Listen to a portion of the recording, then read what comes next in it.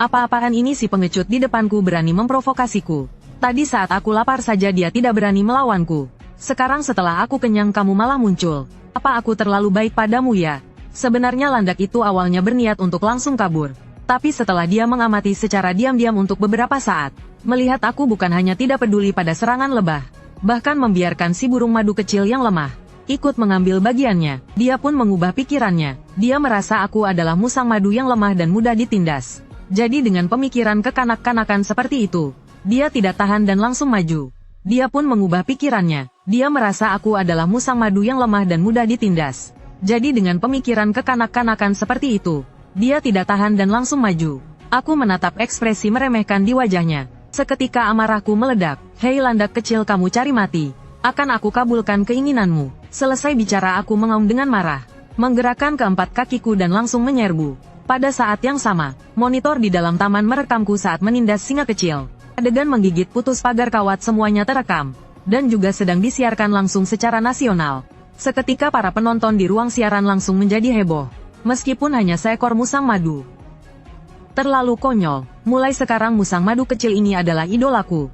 Dia pasti yang terkuat di kebun binatang ini. Bahkan gajah pun belum tentu lawannya. Melihat komentar-komentar ganas di layar, para penjaga sangat kehabisan kata-kata. Awalnya mereka akan melepaskanku kembali ke alam liar. Tapi sekarang nilai komersialku meroket. Ini juga membuat mereka untuk sementara membatalkan keputusan untuk melepaskanku. Tentu saja syaratnya adalah aku tidak membuat masalah lagi. Tapi saat para staf hendak memperbaiki pagar yang telah kurusak, mereka malah melihat seekor hewan berduri tajam di punggungnya berjalan perlahan mendekat. Apakah ini landak? Oh, tidak terlalu mirip ya. Penjaga Allen menggelengkan kepalanya, saat jaraknya semakin dekat dengan ruang monitor. Semua orang pun berteriak kaget. Musang madu kecil itu kembali. Ternyata di mulutnya ada seekor landak. Aku harus bilang, landak ini agak sulit diatasi. Meskipun sistem memberiku 50 poin karena mengalahkannya, tapi aku juga malas untuk mengincar hewan seperti ini lagi. Karena durinya benar-benar menusuk mulut. Kandang singa di malam hari sangat sunyi. Tapi seekor tamu tak diundang. Malah mengincar anak singa yang sedang tidur pulas. Dia adalah seekor ular dengan panjang tubuh lebih dari 2 meter. Salah satu ular paling berbahaya di dunia yaitu ular kobra raja. Biasanya dia tidak tinggal di area mamalia. Hari ini dia hanya datang untuk mengejar mangsanya. Tapi tak disangka dia menemukan beberapa santapan lezat berupa anak singa. Dengan cepat dia mencium keberadaan hewan lain di sekitarnya. Tapi ada satu aroma yang tidak bisa dia kenali dengan jelas. Namun dari lubuk hatinya entah kenapa dia merasakan ketakutan. Namun di tengah malam yang sunyi, melihat anak-anak singa yang tidur pulas, ular kobra raja itu pun menyipitkan matanya, lalu perlahan merayap menuju sasarannya. Mungkin karena insting tajam hewan terhadap bahaya, singa betina yang sedang tidur pulas tiba-tiba membuka matanya, langsung menyadarinya, ular kobra yang akan menyerang anak-anaknya. Dia langsung menjadi sangat marah. Cakarnya langsung menamparkan musuh di depannya. Tapi hewan seperti singa, sebenarnya sangat waspada terhadap ular. Mereka tidak bisa menahan racun ular. Karena itu di Afrika, ular bisa dibilang adalah musuh alami singa. Induk singa mati-matian melindungi beberapa anaknya di belakangnya. Dan dia sendiri tidak berani menyerang sembarangan. Hanya bisa menahan dengan cakarnya secara membabi buta. Tapi ular kobra itu tidak berniat melepaskan mereka. Perlahan-lahan ia menegakkan tubuhnya mencari celah serangan lawan. Dan saat ini auman singa juga membangunkan hewan-hewan lain di sekitarnya. Citah dan babun yang melihat ini semua mengeluarkan raungan ketakutan. Sedangkan aku karena siangnya telah mengalahkan seekor landak. Tubuhku tertusuk duri sampai pusing 7 keliling. Malamnya aku tidur sangat pulas di tanah. Sama sekali tidak mendengar keributan mereka. Dan ular kobra dalam pertarungannya dengan induk singa akhirnya menemukan kesempatan menggigit induk singa dengan ganas. Meskipun kekuatan gigitan ular tidaklah lemah, tapi bagi singa yang berpengalaman dalam pertempuran, itu tidak terasa sakit. Tapi racun yang mematikan itu membuat induk singa tidak berani meremehkannya. Seiring berjalannya waktu, induk singa perlahan-lahan merasa pusing. Dan di depan matanya perlahan mulai muncul halusinasi. Saat ini dia tahu jika terus begini, nyawa anak-anak singa pasti tidak akan selamat. Jadi dia menggunakan sisa kekuatannya yang terakhir. Dengan marah menerkam ular kobra, memanfaatkan celah, segera menyuruh anak singa keluar dari kandang besi, mencari perlindunganku. Tapi ular kobra itu sepertinya melihat niat induk singa, hanya terus-menerus melarikan diri kemana-mana, untuk menguras tenaga induk singa. Perlahan-lahan pijakan induk singa menjadi goyah.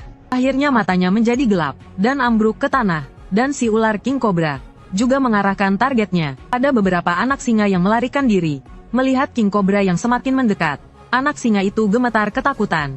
dan berlari sekuat tenaga ke arah wilayahku. Seekor singa yang masih menyusu. Mana mungkin bisa berlari lebih cepat dari King Cobra sepanjang 2 meter. Dalam sekejap mata jarak keduanya sudah mencapai jangkauan serangan. Tapi tepat di saat yang genting ini, sesosok bayangan putih keperakan tiba-tiba melesat keluar. Kemudian terdengar suara, plak, yang keras. Satu tamparanku, langsung mendarat tepat di batok kepala King Cobra. Serangan yang kelihatannya biasa saja ini, tapi hampir saja langsung membuatnya tewas. King Cobra itu menggeleng-gelengkan kepalanya yang pusing. Lalu perlahan mengangkat kepala untuk melihat. Hanya dengan sekali lihat, jantungnya langsung berdebar kencang. Jelas-jelas hewan berdarah dingin, tapi dia hampir menangis. Sialan musang madu. Kapan kebun binatang ini kedatangan seekor musang madu? Perlu diketahui jenis ular apapun, satu-satunya hewan darat yang mereka takuti adalah musang madu. Karena berbeda dengan hewan buas seperti singa atau anjing hutan. Meskipun tubuh musang madu tidak besar, tapi terlahir kebal terhadap racun. Bahkan setelah dewasa, mereka menjadikan ular sebagai menu utamanya. Untungnya musang madu di hadapannya ini masih kecil. Seharusnya tidak terlalu sulit untuk dihadapi. King Cobra terus menghibur dirinya dalam hati. Kemudian mengangkat tinggi kepalanya, melesat ke arahku seperti anak panah. Melihat ini aku sama sekali tidak takut. Malah menunjukkan senyum mengejek. Tak kusangka begitu bangun tidur sudah ada yang datang mengantar poin gratis. Aku meregangkan pinggangku, tiba-tiba mengeluarkan cakar tajamku, dan langsung menerkam ke arah King Cobra. Pertarungan di antara kami sangat sederhana. Tidak ada jurus yang neko-neko. Juga tidak ada taktik kejar-kejaran. Saling melilit satu sama lain. Saling menggigit. Ular King Cobra itu berpikir, lilitannya bisa membuatku mati lemas. Tapi tak disangka, kekuatan tubuhku jauh melampaui dugaannya. Sampai-sampai taringnya pun tak bisa menembus kulitku. Apalagi bisa ular yang dibanggakannya. Tapi aku justru sebaliknya. Kedua cakarku memeluk tubuhnya yang besar dan mulai menggigitnya dengan membabi buta. Rasanya enak sekali, seperti sebatang stik pedas ukuran besar. Perlahan-lahan, kekuatan lilitan King Cobra itu perlahan mengendur. Matanya pun sudah menjadi sayu dan tak bercahaya. Akhirnya dia pun jatuh dengan tidak rela. Melihat ini di sebelah, para babun di kebun binatang menatapku dengan kagum. Mereka mulai bersorak di tengah malam. Saat ini di dalam hati mereka, aku tak diragukan lagi telah menjadi sosok seperti seorang pemimpin. Meskipun luka singa betina itu parah, tapi untungnya penjaga kebun binatang segera mengobatinya, sehingga nyawanya berhasil diselamatkan. Sekarang, di seluruh kebun binatang ini benar-benar tak ada lawan bagiku. Terus tinggal di sini tidak akan mendapatkan poin lagi. Memikirkan hal ini, aku dengan tegas memutuskan untuk kembali ke padang sabana. 3 hari berikutnya, aku merawat anak-anak singa betina yang terluka itu. Menunggu sampai lukanya sembuh, aku langsung menggigit putus kawat besi, dan berjalan dengan langkah besar menuju pintu keluar kebun binatang. Hewan-hewan lain di sana melihat ini dan mengerti maksudku. Mereka semua menjadi hening tak seperti biasanya. Mereka bergelantungan di kawat besi diam-diam mengantarku pergi. Namun adegan ini semuanya terekam oleh kamera pengawas, dan menyiarkannya secara langsung. Orang-orang terkejut, dengan jiwa kepemimpinanku di antara spesies yang berbeda. Ini sudah melampaui pemahaman para ahli di bidangnya. Beberapa hari kemudian aku sedang beristirahat di tanah. Meskipun sudah sangat jauh dari kebun binatang, tapi posisiku saat ini masih berada di tepi padang savana Afrika. Tidak banyak hewan liar di sini. Sepanjang jalan aku belum bertemu mangsa yang pantas kutangani. Tiba-tiba terdengar pekikan melengking dari atas kepalaku. Aku pun tertegun sejenak. Suara ini sangat familiar. Aku mendongak dan melihat. Ternyata itu si burung pemandu madu kecil yang membawaku mengambil sarang lebah. Dia juga sangat senang bertemu teman lamanya. Bercicit-cicit menanyakan kenapa aku muncul di sini. Tapi mana mungkin aku mengerti bahasa burungnya. Aku hanya terus berjalan maju sendiri. Melihat ini si pemandu madu mengeluarkan pekikan melengking. Mengepakkan sayapnya bersiap menemaniku sepanjang perjalanan. Pada saat yang sama, para penjaga di kebun binatang sedang panik. Mereka semua memeriksa lokasi si singa betina. Ternyata tidak lama setelah aku pergi, singa betina yang sudah pulih itu juga kabur bersama beberapa anaknya. Aku sangat benci musim hujan di Afrika. Karena tubuh yang basah bisa menyebabkan penyakit. Meskipun aku tidak pernah takut berkelahi dengan siapapun, tetapi ancaman penyakit bagi hewan sangatlah menakutkan. Saat ini aku berbaring di atas pohon untuk berteduh dari hujan. Aku tahu ini tidak aman. Tapi dibandingkan basah kuyup, aku lebih memilih mengambil risiko tersambar petir. Si pemandu madu kecil menempel erat di belakangku.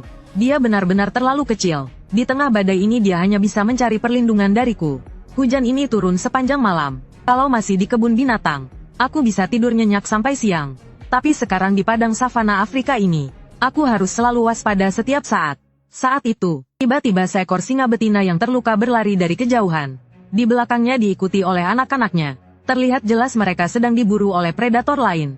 Hal seperti ini terjadi setiap hari di padang savana Afrika.